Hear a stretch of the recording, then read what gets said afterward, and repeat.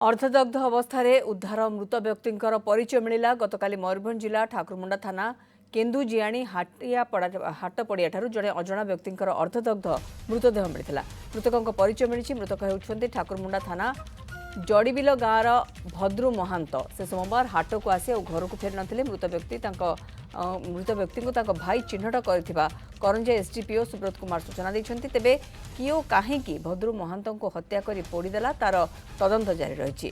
एक हत्या मामला रुजु कर अधिक तदंत करुछि पुलिस।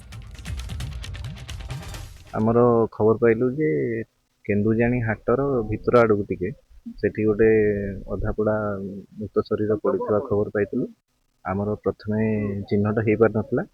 सकाळे जना पड़ा जे तांकर बड़ भाई आसिकी चिन्हट कले जे भद्रु महांत बोली जलुवा अवस्था कुटा उपरे जड़ी थे अधा जड़ी थे आइडेंटिफाएबल कंडीशन रे थिले। तो भाई आइडेंटिफाई करथिले।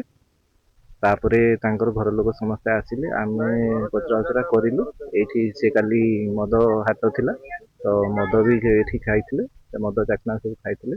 बाकी पाखापाखि किछिटा इंटरोगेशन जारी अछि, इन्वेस्टिगेशन जारी अछि।